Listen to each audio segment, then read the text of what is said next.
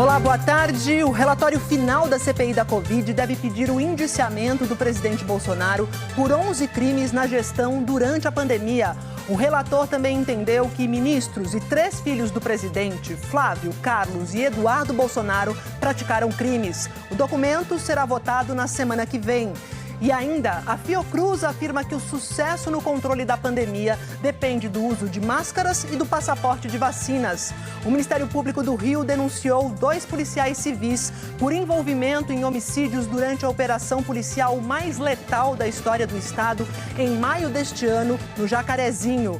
Em Goiás, a polícia indicia um médico ginecologista por violência sexual contra 4 pacientes. Um novo ataque contra uma mesquita mata 35 pessoas no Afeganistão. Um parlamentar britânico morre vítima de um atentado numa igreja da Inglaterra. E há 2 semanas da Conferência do Clima, uma reportagem especial mostra o potencial bilionário dos chamados créditos de carbono. O Jornal Hoje está começando.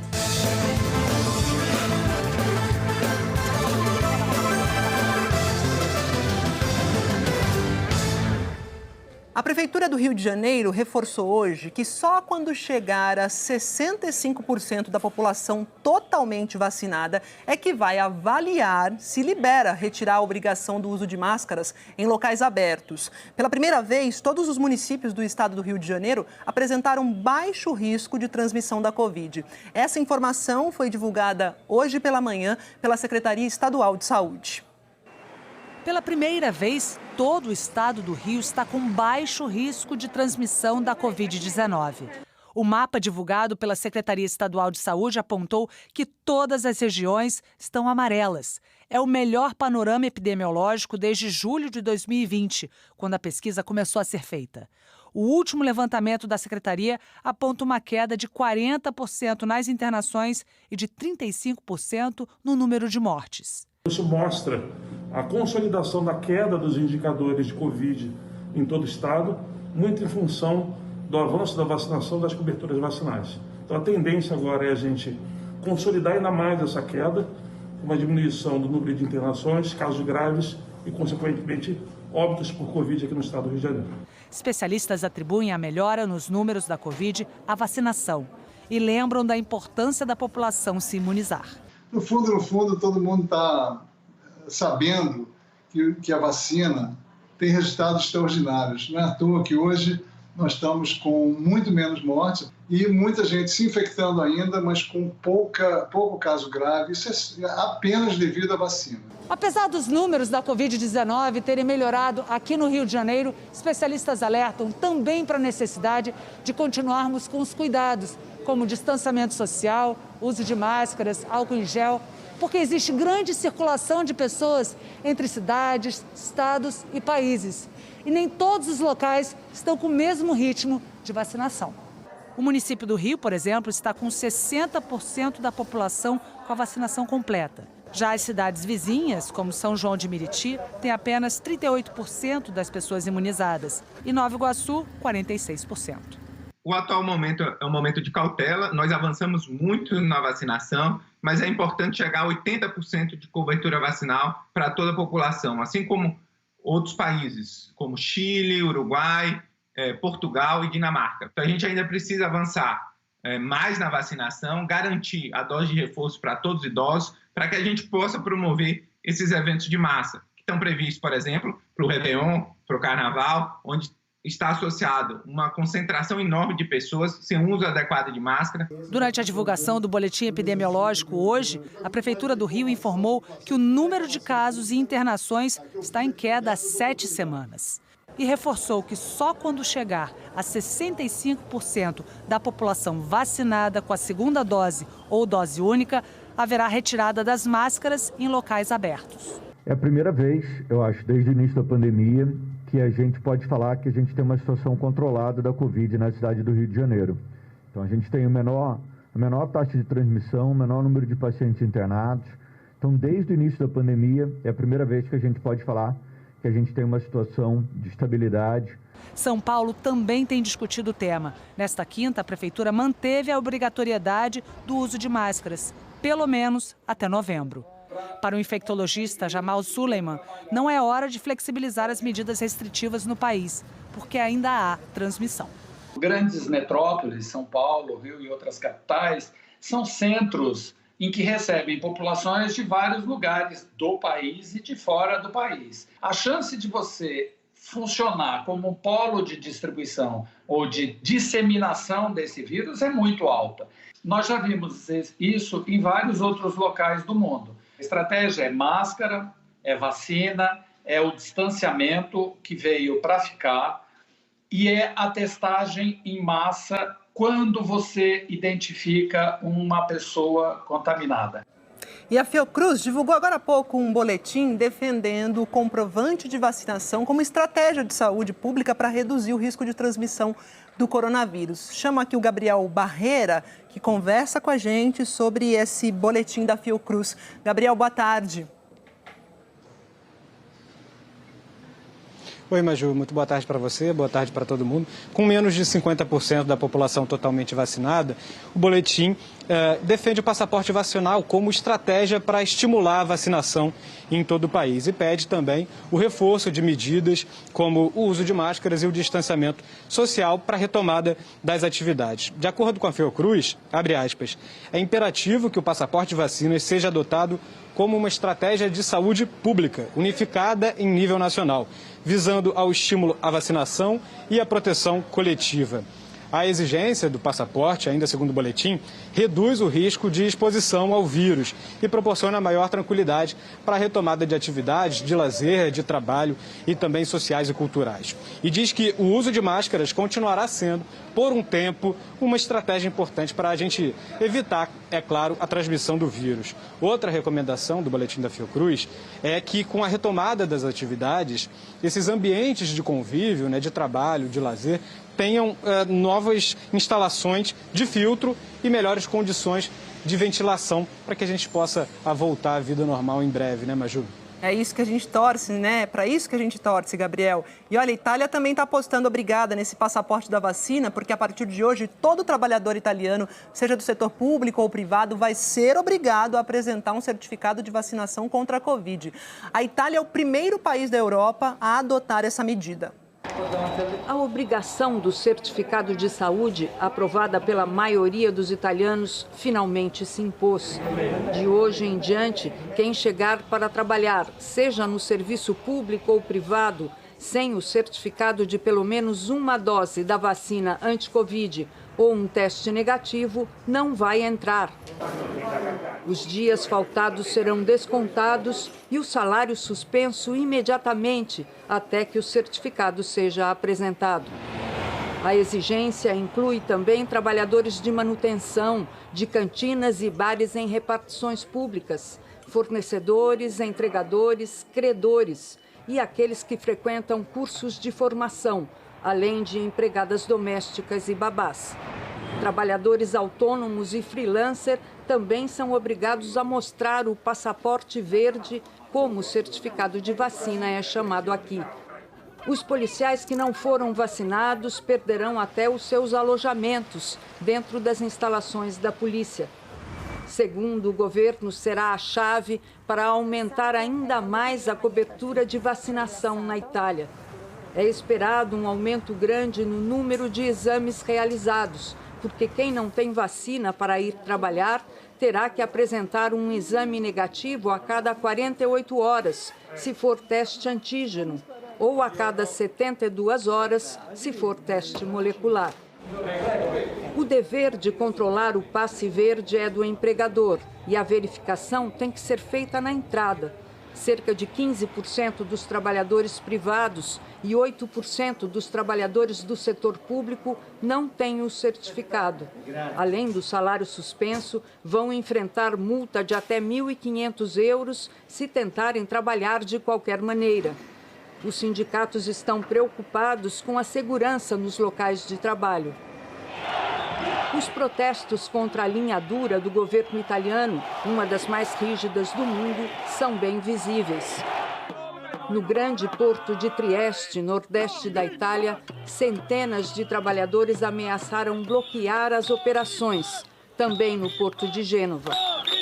Os caminhoneiros que vêm do leste europeu, imunizados com a vacina russa Sputnik, ainda não reconhecida pela União Europeia, também estão sendo bloqueados.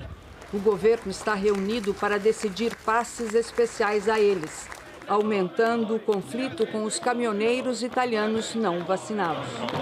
O certificado de saúde é uma forma de pressão para convencer uma parte dos italianos a se vacinar. Quando pelo menos 90% da população tiverem sido imunizados, o passe verde não será mais exigido. Até lá, o primeiro-ministro Mário Draghi não pretende voltar atrás. O governador do estado mais populoso da Austrália, onde fica a cidade de Sydney, anunciou hoje o fim do isolamento obrigatório de 14 dias para quem vem de fora do país. O governador disse que quer as pessoas de volta, que isolamento em hotéis e em casa é uma coisa do passado e que está abrindo Sydney e o estado de Nova Gales do Sul para o mundo. A única exigência é apresentar um teste negativo de Covid e estar completamente imunizado. Mas logo depois desse anúncio aí, o primeiro-ministro australiano Scott Morrison disse que não será bem assim não. A Austrália, que está com as fronteiras fechadas desde março do ano passado, por enquanto, só vai flexibilizar a entrada de australianos, não de estrangeiros. E só em estados que atingirem uma taxa de vacinação de 80% da população. Nova Gales do Sul deve chegar a esse patamar amanhã, bem antes do resto do país.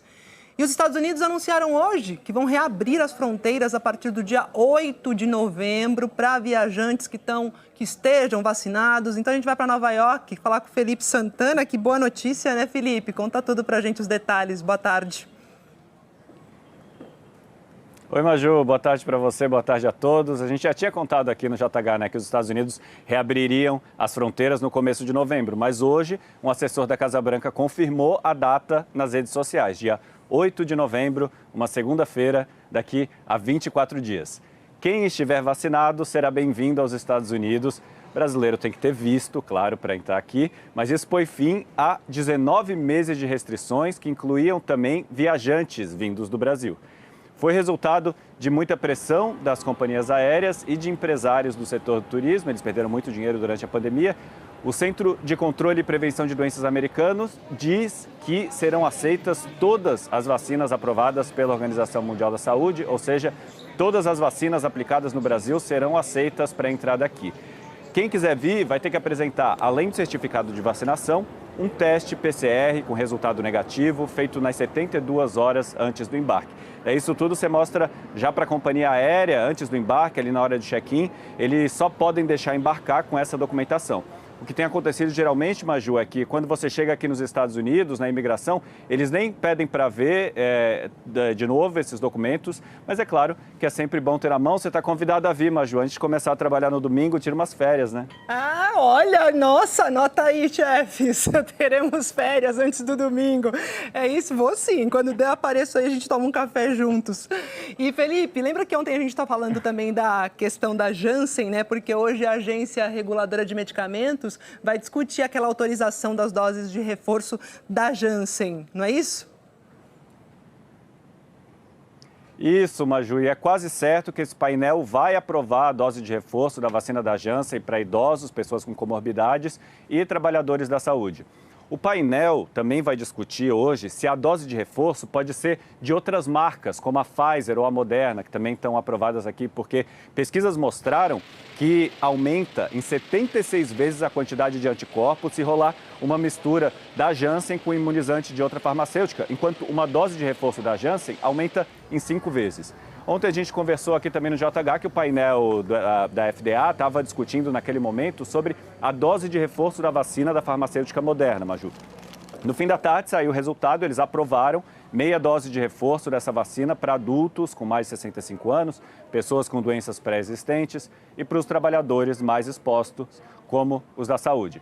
O presidente Joe Biden defende a dose de reforço para todo mundo, né? De toda a vacina, principalmente porque o inverno está chegando aqui nos Estados Unidos. Esse é o pior período para o contágio, mas os Estados Unidos ainda tem um desafio muito maior, né? Que é simplesmente imunizar mais gente. Muita gente não tomou nenhuma dose Mesmo começando mais tarde a vacinação aí no Brasil e com menos acesso à vacina, o Brasil já vacinou mais gente proporcionalmente com a primeira dose do que os Estados Unidos. A gente está aí no Brasil com 70% da população com uma dose e os americanos só com 66%. Mas como o intervalo entre as doses aqui é muito menor do que o intervalo entre as doses no Brasil, os Estados Unidos ainda estão na frente com mais gente totalmente imunizada. Só que esse número estacionou em 57%, Maju. Precisa avançar, né? E até mais, quem sabe, em breve, Felipe. Boa tarde para você.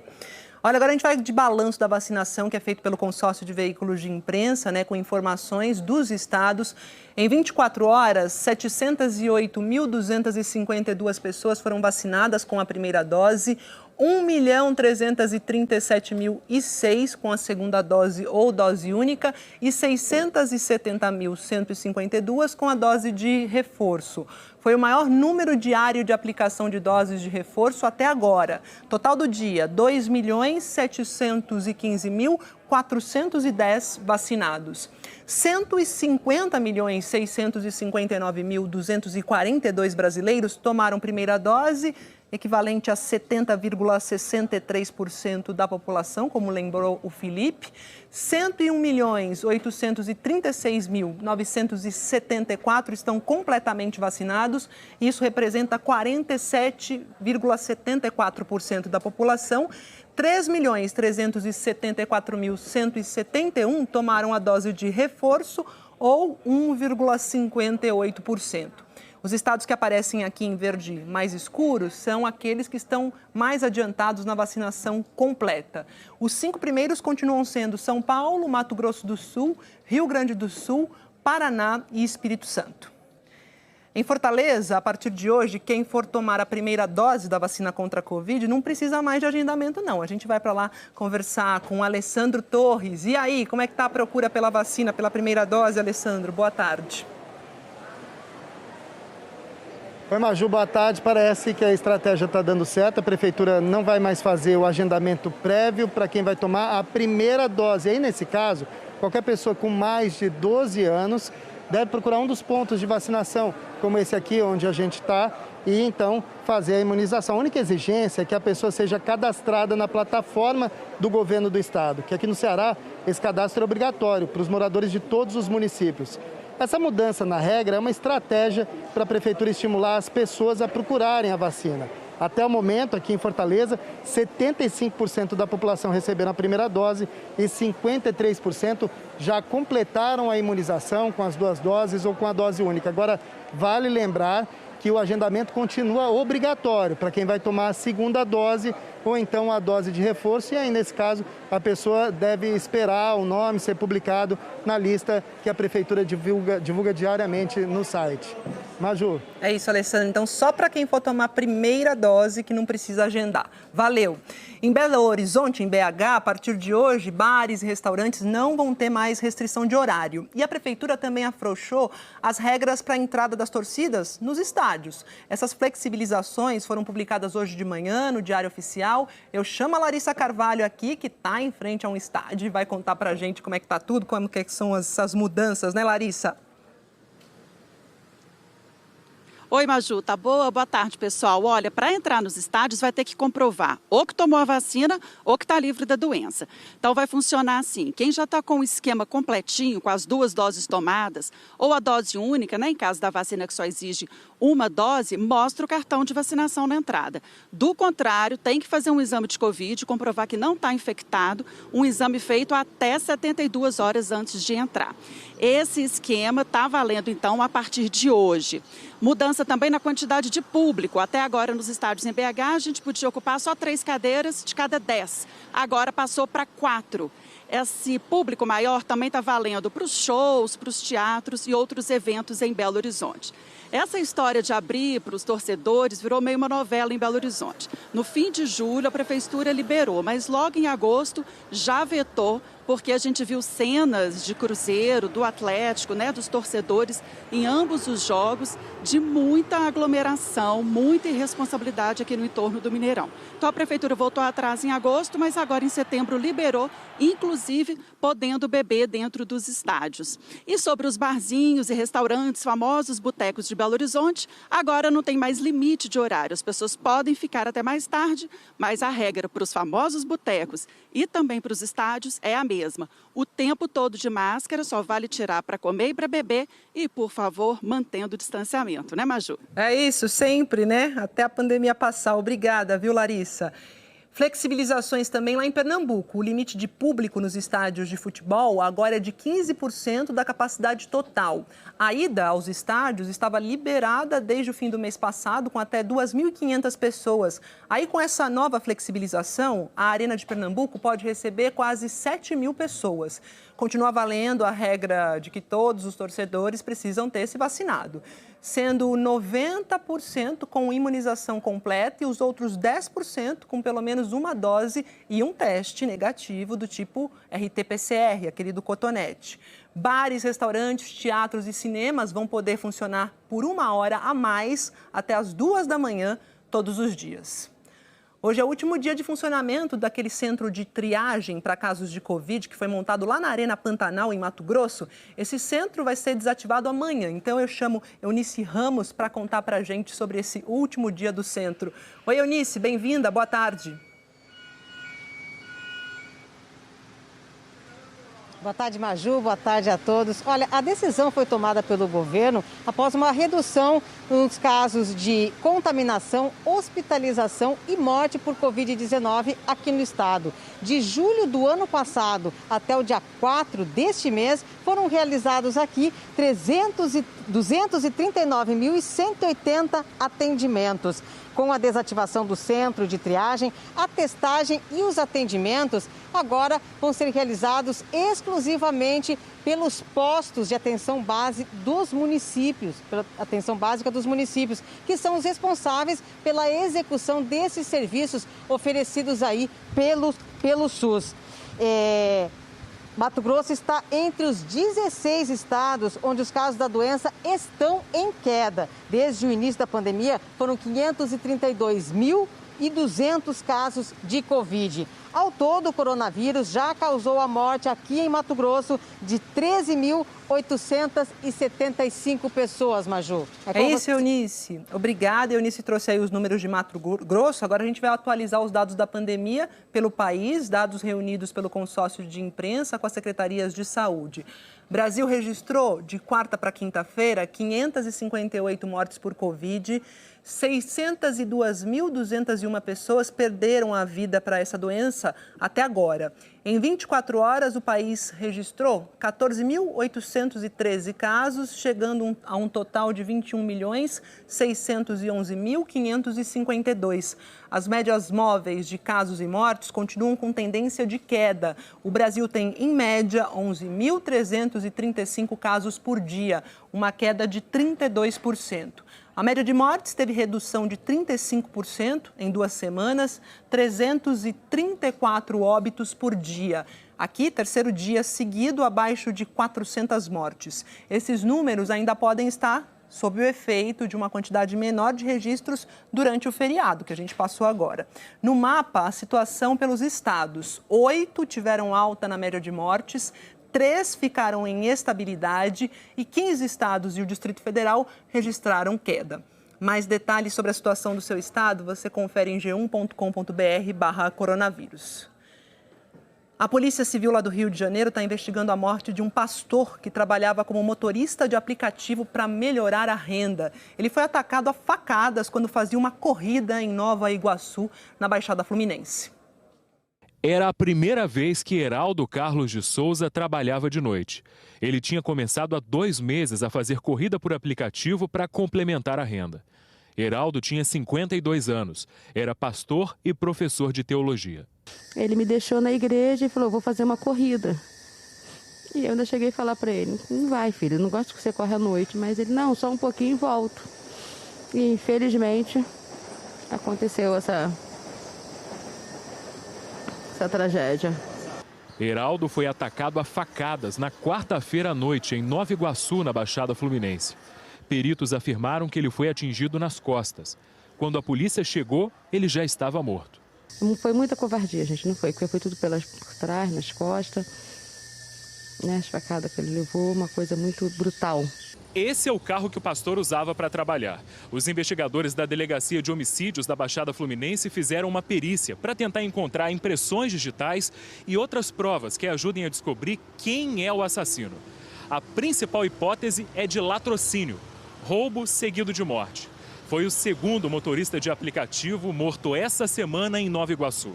No dia da morte do pastor, outra família se despedia. Flávio Teixeira tinha 21 anos, era soldado do Exército. O carro dele foi fuzilado na segunda-feira. Flávio foi atingido na cabeça e um passageiro baleado na perna. A polícia recolheu pelo menos 30 cápsulas de bala no local e suspeita que traficantes abriram fogo quando o carro entrou na rua. O pastor Heraldo Carlos vai ser enterrado esta tarde. Parentes contaram que ele era o conselheiro dos amigos, muito trabalhador e dedicado à família. Ele deixa a mulher e 2 filhos. A morte, para nós, como evangélico, é uma coisa natural. Mas a maneira como a pessoa vai, essa violência, né, impacta. Nós esperamos que tenha um basta nessa situação, porque ninguém aguenta mais sofrer dessa maneira, né? Ele vai estar sempre assim com a gente no nosso coração. A Justiça do Rio expediu um novo mandado de prisão preventiva contra o ex-PM Rony Lessa, acusado de matar a vereadora Marielle Franco e o motorista Anderson Gomes, desta vez por lavagem de dinheiro. Segundo o Ministério Público, Rony Lessa movimentou mais de 5 milhões de reais nas contas bancárias entre 2014 e 2019, mesmo com um salário de um pouco mais de 7 mil reais. Os promotores afirmam que a maior parte desse dinheiro não tinha origem identificada e foi movimentada em 2018, ano dos assassinatos de Marielle e Anderson. As investigações apontam que Lessa recebeu um depósito de 100 mil reais 7 meses depois do crime. Ele está preso há 2 anos pelas mortes de Marielle e Anderson. A Justiça também determinou a prisão da mulher de Rony, Elaine Lessa, por lavagem de dinheiro. Segundo o Ministério Público, Elaine comprou um carro por 81 mil reais e contratou um serviço de blindagem por 41 mil reais. Ela está presa desde julho desse ano por tráfico internacional de armas. A defesa de Rony e de Elaine Lessa disse que só vai se manifestar depois que tiver acesso à cópia da denúncia e da decisão da Justiça. A Polícia Civil de Goiás indiciou hoje aquele ginecologista, o Nicodemos Júnior Stanislau Moraes, por violação sexual mediante fraude contra 4 pacientes em Abadiânia, cidade do entorno lá do Distrito Federal. A gente vai para Goiânia falar com a Giovana Dourado sobre esse caso aí. Várias denúncias ocorreram, como a gente mostrou aí ao longo de semanas, né, Giovana? Boa tarde. Isso mesmo. Boa tarde, Maju, para você e para todos. A Justiça, a polícia pede agora, com a conclusão desse inquérito e indiciamento, a manutenção da prisão do médico Nicodemos Júnior, de 41 anos. Ele já está preso desde sexta-feira da semana passada no complexo prisional de Aparecida de Goiânia. Hoje a polícia concluiu esse inquérito e indiciou Nicodemos Júnior por violação sexual mediante fraude baseado em denúncias de pacientes de Abadiânia. Ele também é investigado por crimes sexuais contra mais de 50 mulheres em Anápolis, que fica a 60 quilômetros aqui de Goiânia. Esse segundo inquérito ainda não foi finalizado, mas já tem mais de 700 páginas com relatos de pacientes que contam que eram tocadas pelo médico durante os exames ginecológicos, que ele tirava fotos das partes íntimas delas e ainda mandava mensagens com apelo sexual por aplicativo de celular. Nicodemos Júnior foi preso pela primeira vez no dia 29 de setembro, depois foi solto no dia 4, passou a ser monitorado com tornozeleira eletrônica e, como não pararam de chegar denúncias, ele voltou para a prisão no dia 8 desse mês. A defesa do médico tem negado todas as acusações e disse agora que ainda não tomou conhecimento do indiciamento.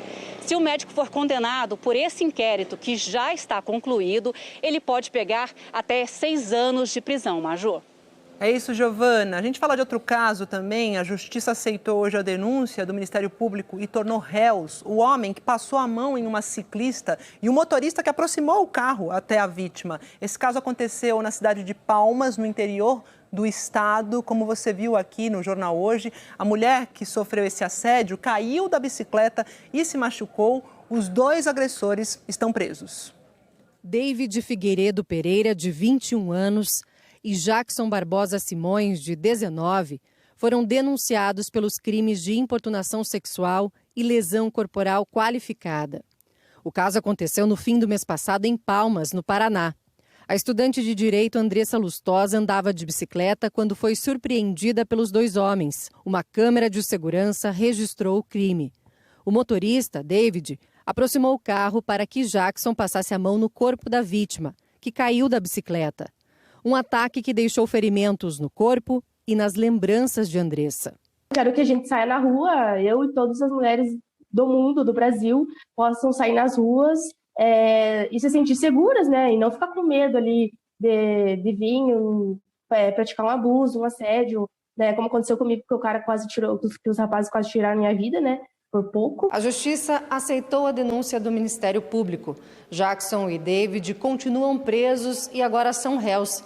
Se forem condenados, eles podem receber pena de até 9 anos de prisão. O crime de importunação sexual está previsto no Código Penal há 3 anos e é definido como ato libidinoso praticado contra alguém sem autorização para satisfazer desejo próprio ou de terceiros.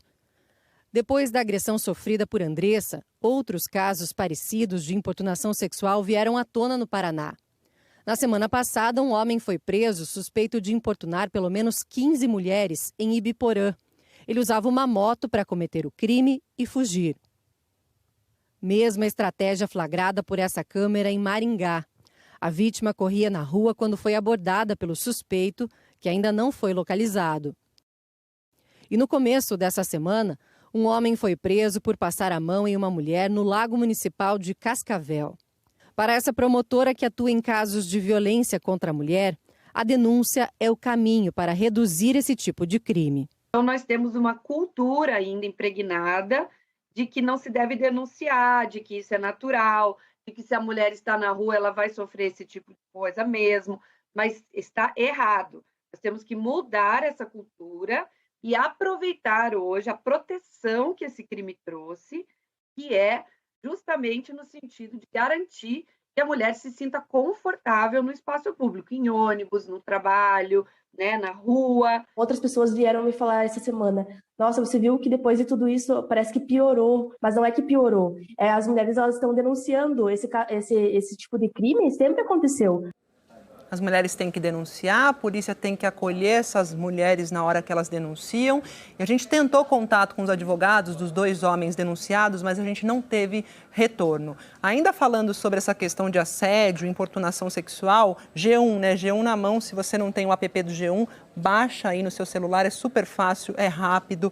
Tem uma reportagem aqui, olha, mulher sofre mais assédio do que roubos no transporte público, diz pesquisa. Essa pesquisa é dos institutos Locomotiva e Patrícia Galvão e revelam ainda que 7 em cada 10 mulheres já receberam olhares insistentes ou cantadas inconvenientes enquanto se deslocavam pelas cidades em que vivem. Destaque aqui para esse cartaz, que é bem significativo, de uma mulher segurando um cartaz na Estação República do metrô aqui em São Paulo, que diz: o transporte é público, o meu corpo não. Tá entendido? É isso mesmo, gente. Então vale a pena dar uma conferida nessa reportagem do G1, app do G1 aqui, de olho no G1 e também no JH.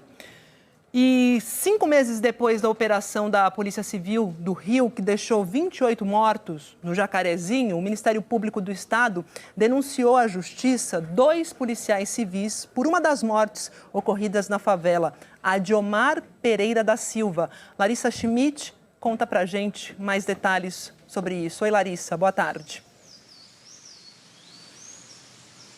Oi, Maju, boa tarde para você, boa tarde a todos. Essas primeiras denúncias são resultado da força-tarefa do Ministério Público do Rio de Janeiro, criada para investigar o caso do Jacarezinho de forma independente, caso que ficou conhecido como a operação policial mais letal da história do Rio de Janeiro, com 28 mortes, entre elas de um policial civil e de outras 27 pessoas que, segundo a polícia, tinham envolvimento com o tráfico ou outras anotações criminais. Algumas dessas pessoas estavam sendo procuradas naquela operação do dia 6 de maio, que terminou desse jeito. As mortes aconteceram em pontos diferentes da favela e estão sendo investigadas caso a caso. Agora, a Força Tarefa apresentou as primeiras denúncias contra 2 policiais civis pela morte de Omar Pereira da Silva, de 21 anos, que tinha anotações criminais por assalto a ônibus e tortura. E que, segundo os promotores, foi morto com um tiro quando já estava encurralado numa casa dentro do quarto de uma criança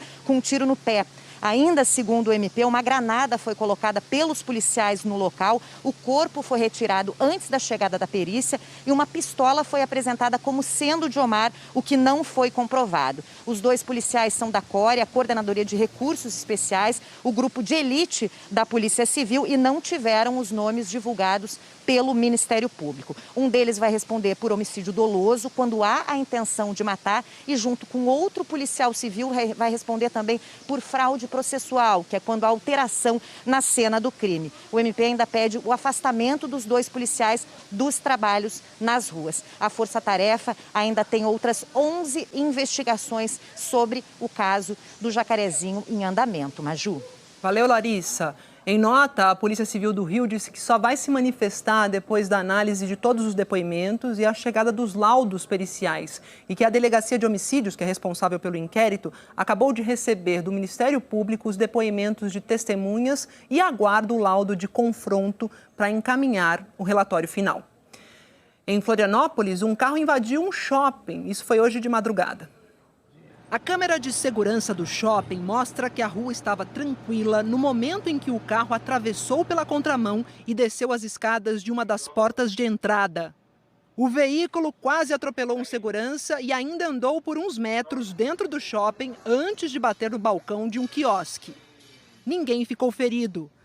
No depoimento à polícia, o motorista de 31 anos afirmou que o carro estava com problemas mecânicos.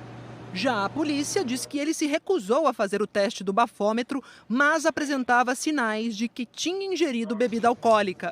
O motorista foi preso por embriaguez e por colocar a vida de terceiros em perigo. A fiança foi estipulada em R$11 mil. Os responsáveis pelo café que ficou destruído disseram que o prejuízo deve ficar em torno de R$600 mil. O Tribunal de Justiça disse que só pode divulgar o nome do motorista após a audiência de custódia, que vai determinar se ele continua preso ou se responde pelo crime em liberdade. Hoje está fazendo 2 anos que um prédio desabou lá em Fortaleza. 9 pessoas morreram naquele dia 15 de outubro de 2019. A Justiça decidiu mandar a júri popular os acusados por essa tragédia. O que Paulo viveu há 2 anos nunca vai sair da memória. Ele era morador do edifício Andréia, que em outubro de 2019 veio abaixo em poucos segundos. No dia que isso aconteceu, Paulo e a mulher não tinham compromisso, deveriam estar em casa, mas de última hora decidiram sair. Foi uma coisa assim que Deus chegou, vou tirar essa família de dentro de casa. Tirou nós tudinho, nós não íamos sair de casa para canto nenhum, nós só íamos sair à tarde. Aí minha esposa levanta de manhã e diz isso: Paulo, bora. Eu fui. O edifício Andréia tinha 7 andares e 13 apartamentos. Desabou às 10 horas e 28 minutos da manhã do dia 15 de outubro de 2019. Esse vídeo mostra 3 pessoas no prédio segundos antes da tragédia. À esquerda do vídeo, a então síndica, Maria das Graças Rodrigues, de 70 anos, uma das 9 pessoas que morreram. Seu Vicente, de 86 anos, Dona Isaura, de 81 e a Roseane, de 56, também perderam a vida na tragédia.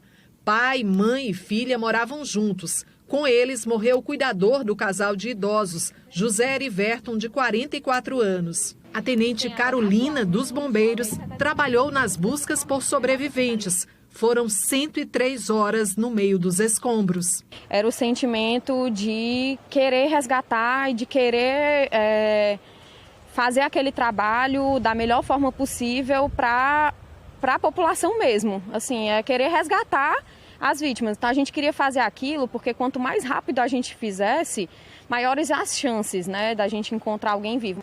7 pessoas foram resgatadas com vida, entre elas o Davi, filho do Paulo. Na época, o rapaz de 22 anos conseguiu fazer uma selfie enquanto estava embaixo dos escombros. Eu só vi aquilo em filme, né? Eu nunca tinha visto aquilo na vida real. A ruma de bagulho que tinha sido o Davi saiu sem quebrar nada.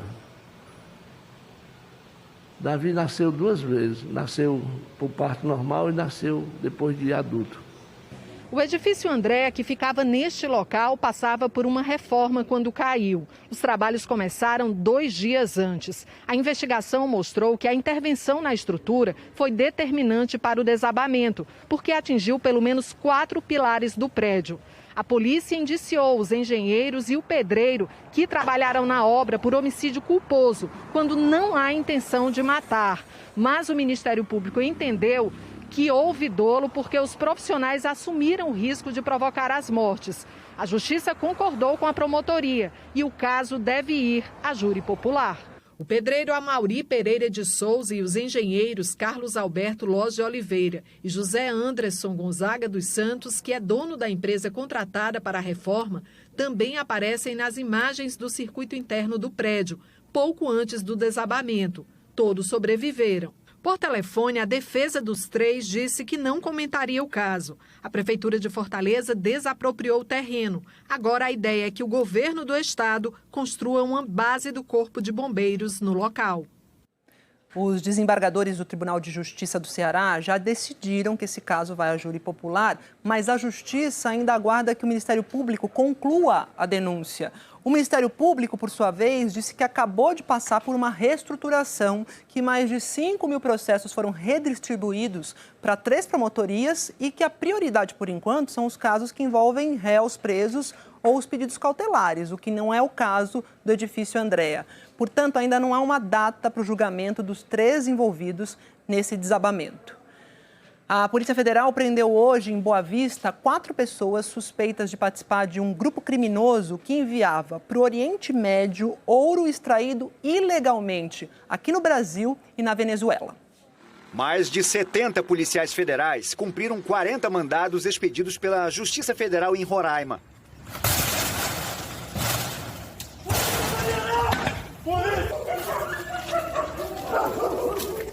Foram cumpridos 4 mandados de prisão preventiva, 14 de busca e apreensão, 6 de condução coercitiva para monitoramento com tornozeleira eletrônica e 16 de sequestro de bens. Entre os presos estão brasileiros e venezuelanos. Segundo as investigações, o grupo criminoso usava empresas em Boa Vista para contrabandear ouro extraído ilegalmente da maior reserva indígena do Brasil, terra dos Yanomami, localizada entre os estados de Roraima e do Amazonas. O ouro primeiro era levado para São Paulo e depois para o Oriente Médio. O metal precioso não era extraído ilegalmente somente no território nacional, vinha também da Venezuela. A Polícia Federal começou a investigar o caso em abril de 2019, quando policiais militares de Pacaraima, cidade brasileira na fronteira com a Venezuela, abordaram um motorista que conduzia um veículo roubado. O motorista carregava aproximadamente R$180 mil e disse na época que o dinheiro seria usado para comprar ouro venezuelano e que já fazia isso há pelo menos um ano. Ainda em 2019, a Polícia Federal descobriu que o grupo criminoso, em 2 anos, já havia importado ilegalmente para o Brasil cerca de 1,5 toneladas de ouro. Os policiais também acreditam que o bando exportou ilegalmente alimentos para a Venezuela e recebeu por isso cerca de R$32 milhões em ouro. Os suspeitos presos vão responder por organização criminosa, contrabando, sonegação tributária e lavagem de dinheiro. A Prefeitura de Macapá decretou situação de emergência no arquipélago do Bailique por causa da salinização da água do rio Amazonas. Toda a área da foz do rio Amazonas está sofrendo com essa salinização, um fenômeno que era sazonal, mas está se tornando crônico. O mar tem avançado tanto que a água do rio está ficando salgada. A gente mostrou isso aqui no JH esta semana. A gente mostrou as dificuldades enfrentadas pelos ribeirinhos que vivem no Bailique, que é uma comunidade a 12 horas de barco da capital do Amapá. Os moradores têm que comprar água potável mesmo, gente, vivendo à beira do rio mais caudaloso do mundo. Os peixes também estão sumindo do rio. Com a situação de emergência, todas as secretarias municipais terão que adotar medidas excepcionais para amenizar os impactos disso que está acontecendo por lá. Neste final de semana, já devem ser enviadas 135 toneladas de ajuda humanitária, como água potável, medicamentos e cestas básicas. A Bahia está liderando o ranking nacional de incêndios florestais em outubro. Do início do mês até hoje, já são 3.000 focos no estado. Lá na Chapada Diamantina, o fogo se alastra pelo Parque Estadual das 7 Passagens. Equipes dos bombeiros e de brigadistas voluntários têm dificuldades para combater as chamas na área de serra. Aviões devem chegar hoje à região para ajudar na tentativa de controlar esse incêndio. No parque estão riachos e nascentes que abastecem a barragem de Pedras Altas, que atende a 250 mil pessoas. Então vamos chamar a Eliana Marques para saber se tem previsão de chuva aí nessa região da Bahia. Eliana, boa tarde. Boa tarde para você também, Maju. Boa tarde a todos vocês. Olha, previsão de chuva hoje não, domingo é que pode ter alguma chuva, viu, lá na região da Chapada Diamantina. Hoje os temporais ganham força no centro-sul porque uma área de baixa pressão vai passar pelo sul do país e até a noite vai chegar ao litoral gaúcho. Por si só, esse sistema aqui já deixa o tempo instável e como tem também um cavalo e uma frente fria, há muitos elementos reforçando as condições aí para a formação de tempestades. No momento, as nuvens estão carregadas, principalmente entre Santa Catarina, Paraná, também chegando a Mato Grosso do Sul e a São Paulo, no oeste de Santa Catarina e do Paraná, além dessa área aqui, olha, que pega norte do Rio Grande do Sul e sul de Mato Grosso do Sul, área em vermelho, a previsão é de tempo severo hoje, com raios, ventania, granizo e chuva volumosa. Os temporais também são esperados na área que está em laranja aqui no nosso mapa, pegando Porto Alegre, Floripa, Curitiba, passando por São Paulo, Rio de Janeiro, sul de Minas, Triângulo Mineiro, Goiânia, Campo Grande e também Cuiabá. Nas áreas que estão destacadas aqui neste mapa, olha, há risco de enxurrada e também transbordamento de rio. E nessas outras áreas aqui, o risco é de deslizamento de terra. No oeste do Paraná, ainda tem gente sem luz e água, consequência do temporal de quarta-feira à noite. E ontem choveu granizo no noroeste do Rio Grande do Sul, Maju. E as outras regiões? Olha, outras regiões. A chuva, gente, ela é destaque hoje. Volta a chover no Rio de Janeiro, pode ser forte. Em Belo Horizonte também não se descarta alguma pancada com raio e vento. No norte, olha, chove em praticamente toda a região, né? Grande parte dela. No Maranhão, pancadas de chuva. E aí, sem chuva hoje, onde o mapa está amarelo, então interior nordestino. E essa faixa aqui entre Pará e também Amapá.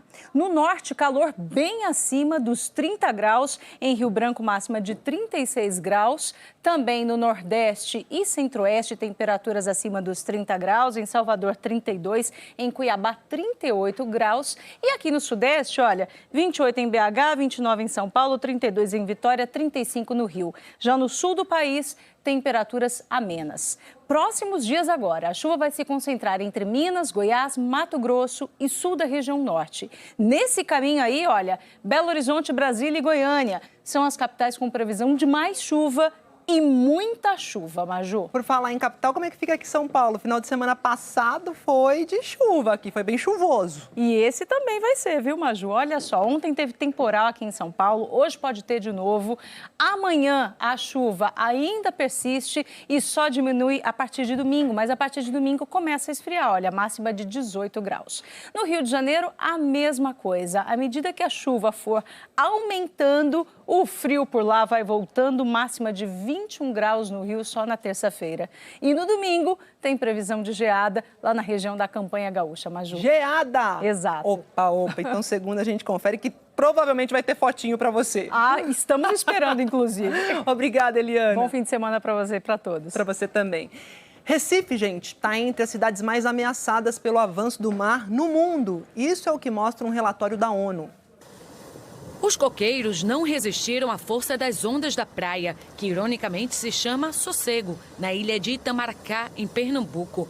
O avanço do mar também destruiu bares na Praia do Forte. De 10, sobraram apenas 2. Nessa área aqui, todinha aqui, um avanço muito grande, de mais de 20 metros. A faixa de areia era bem maior, tinha como quase um parque de coqueiral lá, até bem na frente. A Prefeitura de Itamaracá disse que este mês começa uma obra de contenção do mar. A gente criou um projeto de contenção feita com coqueiros para proteger aqui a parte dos comerciantes. Em algumas praias de Paulista, no Grande Recife, muros construídos pela Prefeitura não foram capazes de conter as ondas. Cenário bem diferente da infância de Edmilson. Aqui a gente costumava jogar bola aqui, junto com o pessoal, e a gente formava 3 times. E aqui o acesso daqui do forte até chegar na água, dava para fazer um estacionamento no mínimo de uns 10 carros, um atrás do outro. No Recife, o avanço do mar também preocupa. Na orla de Boa Viagem, a Prefeitura colocou pedras para tentar diminuir o impacto das ondas e ainda estuda engordar a faixa de areia. Este pesquisador explica que o nível do mar está aumentando porque as águas estão ficando mais quentes, assim como todo o planeta, por causa da emissão de gases que agravam o efeito estufa. A expansão térmica do oceano tropical faz uma dilatação volumétrica, né? E esse oceano vai passar a ocupar mais espaço, ele vai expandir o seu volume. E associado a isso, a gente tem uma intensificação dos ventos que transportam essa água, empilham essa água no lado oeste dos oceanos. De acordo com o painel intergovernamental sobre mudanças climáticas das Nações Unidas, Recife é a capital do Brasil mais ameaçada e a 16ª cidade do planeta pelo avanço do nível do mar. Isso porque é uma cidade plana, próxima do nível do mar. Além disso, muitas pessoas moram no litoral e seriam prejudicadas por alagamentos. Sem falar dos patrimônios, como igrejas e prédios históricos que seriam destruídos pela água. Outras cidades brasileiras apontadas no relatório da ONU são Rio de Janeiro e Santos, em São Paulo. Isso não quer dizer que essas cidades serão engolidas pelo oceano, mas que todas têm muitos desafios pela frente. O que está acontecendo é um problema mundial. A gente verificou que as Nações Unidas observou, alarmou, que ou se pensa de uma forma sistêmica ou a gente está perdido. Sobre o avanço do mar nas praias de Paulista, na região metropolitana do Recife, a Prefeitura disse que decretou situação de emergência e que está buscando recursos para fazer as obras que devem começar em 6 meses. A Prefeitura de Santos, no litoral de São Paulo, disse que a cidade foi a primeira a criar o Plano Municipal de Mudanças Climáticas no Brasil e que está realizando obras, sim, para conter esses alagamentos causados pelas fortes chuvas. No Rio de Janeiro, foi sancionada essa semana uma lei que cria um programa de conservação para conservar a biodiversidade marinha e proteger o litoral da cidade. E a Rainha Elizabeth parece ter ficado irritada com a falta de ação dos líderes no combate às mudanças climáticas. Não quer mais blá, blá, blá, não. A partir do fim do mês, o Reino Unido vai sediar a COP26, a Conferência do Clima da ONU. A música angelical não abafou quando a rainha subiu o tom. A imprensa flagrou o incômodo de Elizabeth II na conversa com a presidente do parlamento galês. Ela comentou que contra o clima, os líderes mundiais são irritantes. Falam, mas não fazem. A família real, como regra, não comenta política, mas tem defendido com barulho o meio ambiente. Essa foi a 3ª cornetada da realeza em uma semana. O herdeiro do trono tinha dito que os chefes de governo e Estado só conversam. O problema é agirem. Há décadas, Charles cobra medidas contra o aquecimento do planeta, muito antes de virar um tema comum, a ponto de acharem esse assunto do príncipe ridículo lá atrás. Ele contou que, em vez de gás, usa calefação geotérmica, que aquece as casas com o calor da terra, e que investiu em painéis solares nas suas propriedades. Charles afirmou ainda que o carro dele é elétrico. A realeza acumulou coisas demais ao longo da história. Mas o herdeiro do trono jura que tenta reduzir tudo. Come peixe e carne, no máximo 2 dias por semana, e fica um dia sem laticínios no cardápio. Ele diz que isso já ajuda a tirar a pressão sobre o meio ambiente. William acha o pai dele muito acima da curva para a geração do Charles. O príncipe também mostrou incômodo com a corrida do turismo espacial. Ele acha que os maiores cérebros e mentes do mundo precisam consertar esse planeta e não encontrar outro para viver. Elizabeth II, Charles e William vão participar da Conferência do Clima das Nações Unidas. Eles têm tido uma série de conversas com empresários para que o setor privado e os governos encontrem uma solução para a crise climática. A rainha disse que tem ouvido tudo sobre a COP, que começa daqui a 2 semanas no Reino Unido. Elizabeth II disse que ainda não sabe quem vem para a conferência, mas vai encontrar muita gente fazendo coro com ela.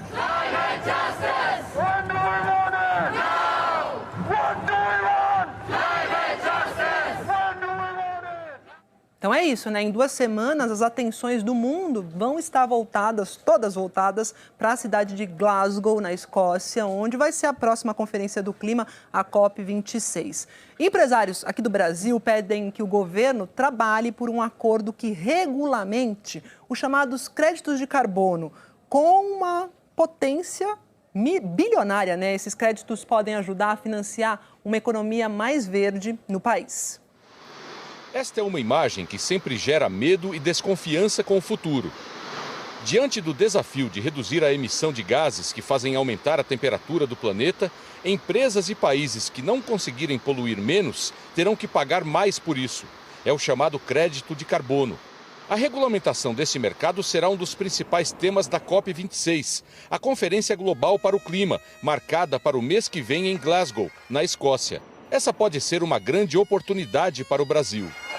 A Suíça pode falar, eu não consigo reduzir toda a emissão que eu tinha que reduzir, então eu vou manter uma floresta no Brasil e com isso eu vou estar me comprometendo num pedacinho da emissão que eu tinha. Como a gente tem mais facilidade para reduzir a emissão do que o resto do mundo, a gente pode se beneficiar muito.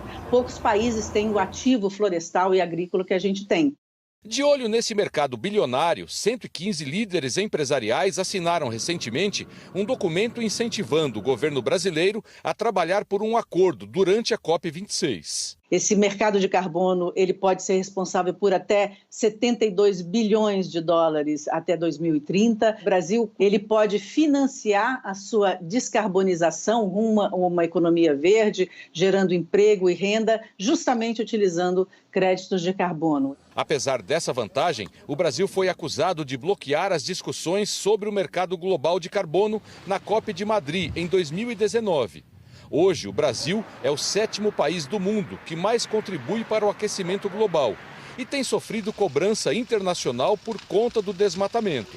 Enquanto os países não chegam num acordo, empresas do mundo todo negociam créditos por conta própria. A corretora do Luiz vende os créditos fornecidos por projetos de reflorestamento. O Brasil é responsável por 5% do mercado global e quase tudo isso vindo de projetos de conservação florestal. São áreas enormes, de 100 a 150 mil hectares, são auditadas por esse trabalho de conservação. Geram esses certificados digitais chamados créditos de carbono que esses projetos vendem para empresas do mundo inteiro. Aqui em São Paulo, desde 2007, a Prefeitura lucra com a venda de créditos de carbono a partir de 2 aterros sanitários desativados que abrigam hoje usinas térmicas de energia.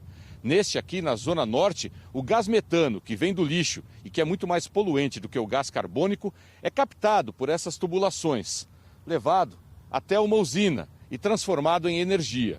A Prefeitura já fez 3 leilões de créditos de carbono. Vendeu 76 milhões de reais, um dinheiro que é aplicado em projetos verdes pela cidade. Na Câmara dos Deputados está sendo discutido um projeto de lei que regulamenta a compra e venda de créditos de carbono no Brasil. Mas a demanda entre as empresas brasileiras já é grande e não pode esperar. O nosso compromisso é reduzir ao máximo as nossas emissões e tudo aquilo que a gente não puder zerar, a gente compensa, ou seja, a gente compra, créditos que naturalmente capturam carbono. São iniciativas que podem fazer o Brasil voltar a ser protagonista nas discussões sobre o clima no mundo. essa grande discussão, né, de emissão líquida zero ou neutralidade de carbono até 2050, só o Brasil pode chegar nesse lugar sem nenhuma tecnologia nova até 2050. Então, assim, os demais países têm muito mais dificuldade. Nós somos mais limpos, nós podemos ser mais ambiciosos. Só para reforçar o que eu deveria ter dito quando eu chamei essa reportagem, é que com um potencial bilionário, esses créditos aí de carbono podem ajudar a financiar uma economia mais verde aqui no país, no Brasil. E ainda hoje, o relatório final da CPI da Covid deve pedir o indiciamento do presidente Bolsonaro por 11 crimes na gestão durante a pandemia. E a seguir, um novo ataque contra uma mesquita mata 35 pessoas no Afeganistão. Um parlamentar britânico morre vítima de um atentado numa igreja da Inglaterra. Até já.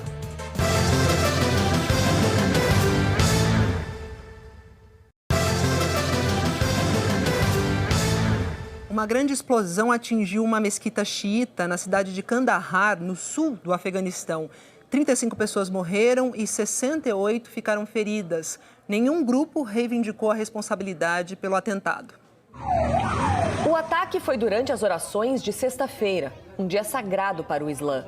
Testemunhas disseram que 3 homens-bomba detonaram os explosivos, um deles na entrada e os outros 2 dentro da mesquita Imam Bargah, em Kandahar, a segunda maior cidade do país. O estado de muitos feridos é grave. Um hospital chegou a enviar mensagens pedindo doações de sangue com urgência. O porta-voz do Ministério do Interior do grupo extremista Talibã, que governa o país, disse que as autoridades ainda estão investigando o atentado. Este é o segundo ataque em uma semana contra fiéis da minoria xiita no Afeganistão. O outro ataque, na sexta-feira passada, foi reivindicado por militantes do Estado Islâmico e matou 80 fiéis xiitas em uma mesquita na cidade de Kunduz, no norte do país. A embaixada do Irã, país vizinho do Afeganistão e maior potência xiita da região, condenou o ataque. A situação no Afeganistão é cada vez mais incerta. O agravamento da crise econômica, humanitária e a escalada da violência ameaçam milhões de pessoas. O braço afegão do grupo terrorista Estado Islâmico costuma atacar mesquitas xiitas. Desde a retirada dos militares americanos em agosto, o número de ataques religiosos no país aumentou e tem sido um dos maiores desafios para o governo dos extremistas talibãs. A missão das Nações Unidas no Afeganistão condenou o ataque de hoje na maior mesquita xiita do país. E um parlamentar britânico foi morto a facadas hoje quando se encontrava com eleitores numa igreja em seu distrito eleitoral que fica lá no sudeste da Inglaterra. A gente vai para Londres, então, falar sobre isso com o correspondente Rodrigo Carvalho. Rodrigo, o que já se sabe aí sobre esse caso? Boa tarde. Boa tarde, Maju. Para você, todo mundo que assiste ao JH, ainda não se sabe se foi um crime comum, violência urbana, se teve alguma motivação política ou mesmo se é um caso relacionado a terrorismo. As autoridades estão investigando isso por aqui. O parlamentar conservador David Amess foi assassinado durante um encontro com eleitores dentro de uma igreja na região de Essex. Um homem de 25 anos entrou na igreja por volta de meio-dia, no horário local, 8 da manhã, no horário de Brasília, e teria esfaqueado o parlamentar várias vezes.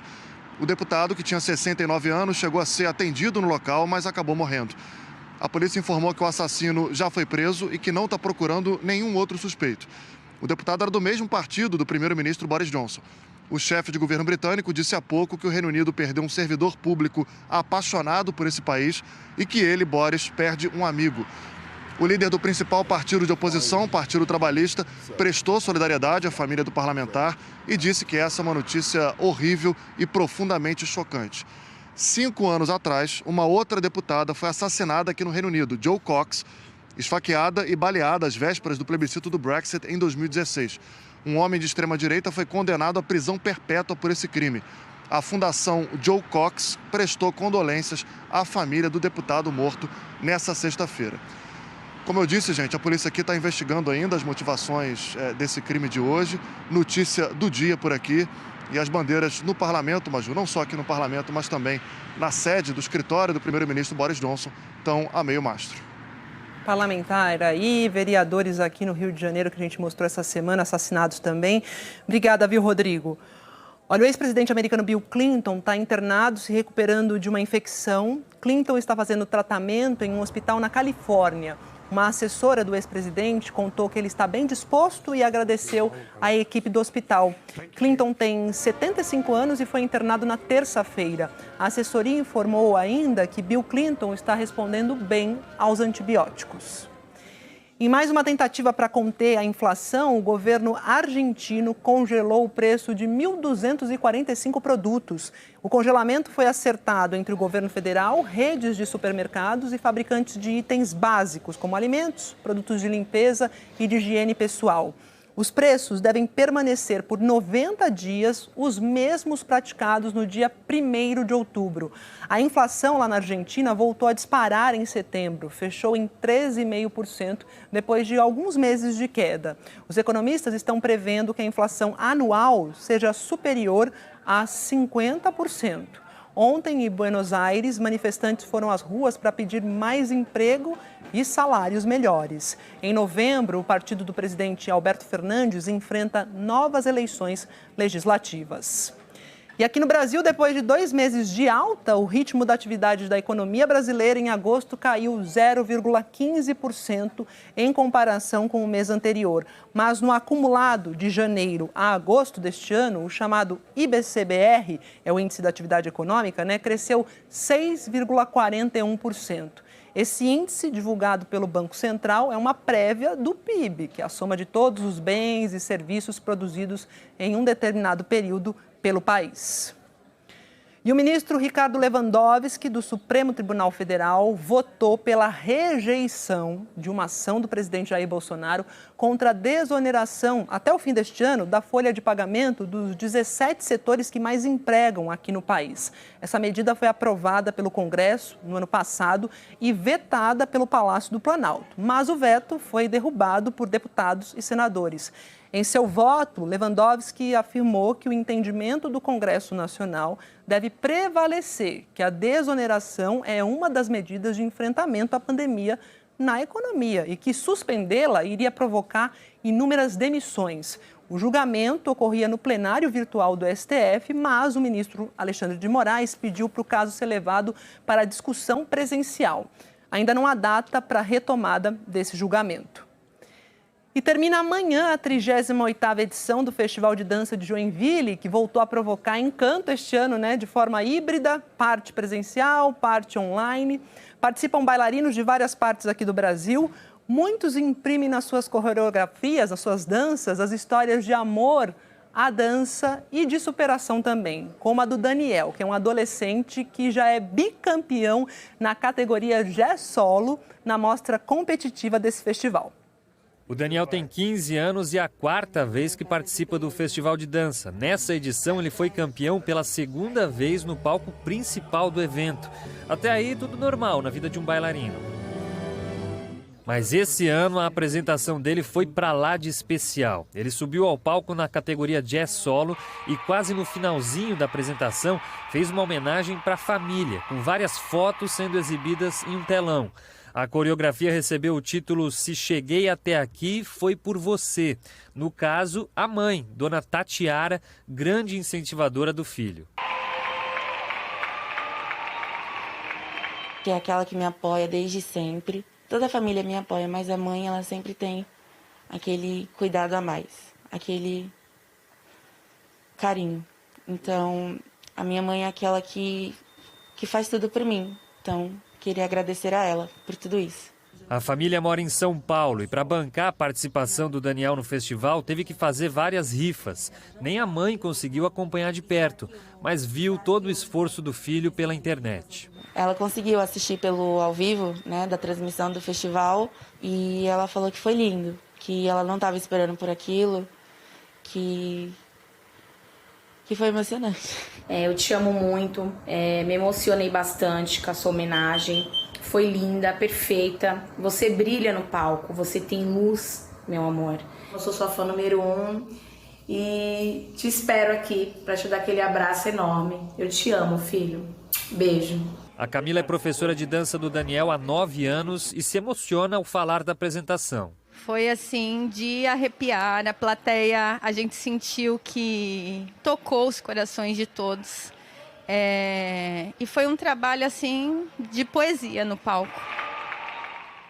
E aí, quem quer ser famoso? Reality shows, TV, redes sociais, números milionários. O Globo Repórter de hoje mergulha no mundo da fama.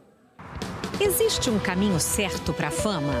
Pegamos a estrada atrás de personagens que fazem a cabeça de multidões. O que explica o sucesso de um gari que parece um popstar pelas ruas de Belo Horizonte? Ou de uma ousada vovó de 74 anos que chamou a atenção pelas publicações pra lá de sensuais. A modelo plus size quebrou preconceitos e conseguiu chegar ao topo da moda. O lugar onde todo mundo nasce famoso. E a fama passa de pai para filho? Depois de um mega sucesso, é duro sair de cena? Quase meu sobrenome. Vini mexe a cadeira.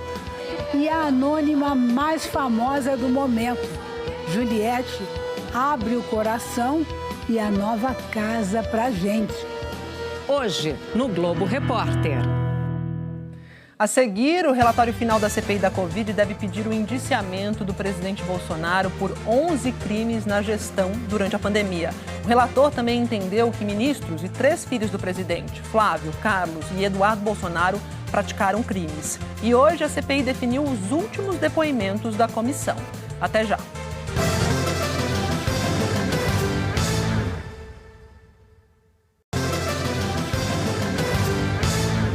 A TV Globo apurou que o relatório final da CPI da Covid deve pedir o indiciamento do presidente Jair Bolsonaro por 11 crimes na condução da pandemia.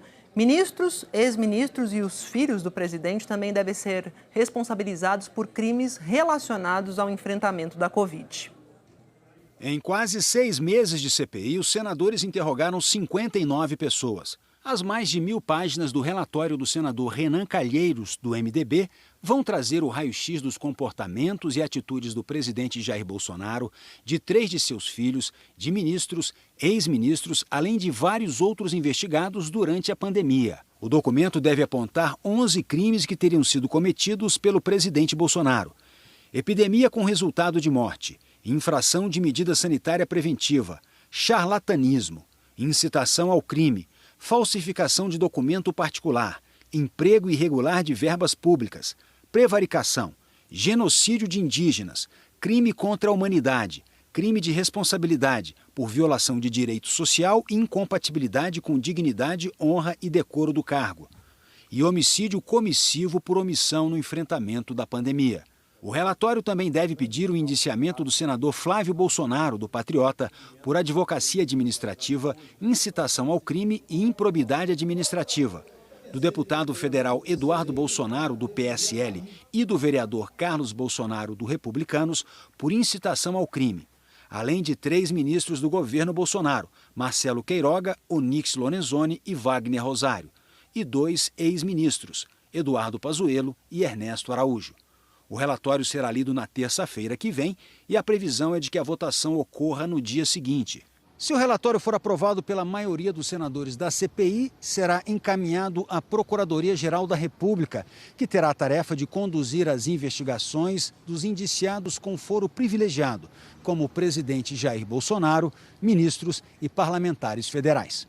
O relatório ainda será encaminhado para a primeira instância do Ministério Público Federal e dos estados. Os procuradores terão a tarefa de levar à frente as apurações que envolvem os outros indiciados. Cópias das investigações serão encaminhadas também para a Polícia Federal e Receita Federal, além do Tribunal Penal Internacional por causa das acusações de genocídio de indígenas e crimes contra a humanidade. O Palácio do Planalto não se manifestou sobre esse assunto. O senador Flávio Bolsonaro afirmou que as acusações contra ele e o governo não têm base jurídica e não fazem sentido. Nós procuramos as outras autoridades que devem ser acusadas por crimes no relatório da CPI, mas não tivemos resposta. E hoje de manhã, a CPI da Covid definiu os últimos depoimentos da comissão. Os senadores desistiram de ouvir o médico Carlos Carvalho, coordenador do grupo que elaborou um documento contra o uso do chamado kit Covid. O texto estava na pauta da reunião da semana passada da Conitec, que é aquela comissão que assessora o Ministério da Saúde sobre a incorporação de tecnologias no SUS. No lugar dele, do Carlos, será ouvido o Nelson Mussolini, que faz parte da comissão e contestou esse adiamento. A CPI quer investigar se houve interferência política nesse caso.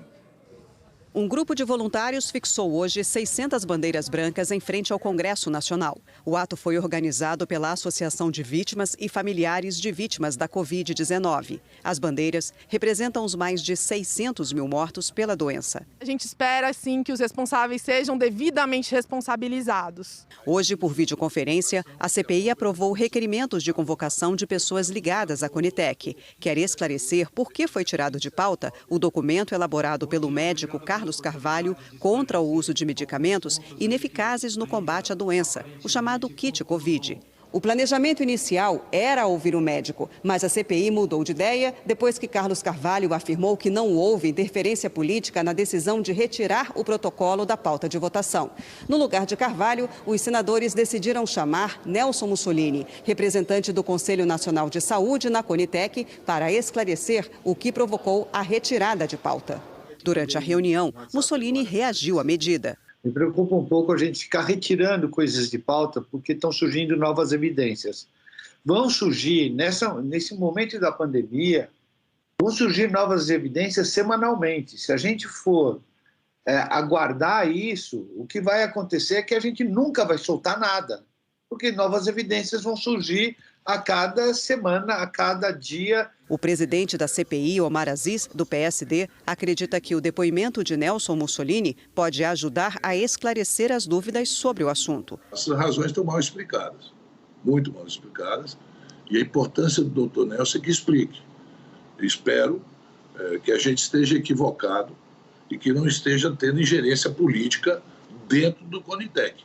Porque se estiver tendo ingerência política para não se decidir um protocolo sério, isso é muito prejudicial à saúde dos brasileiros. E eu não creio que a maioria vai concordar com esse tipo de atitude.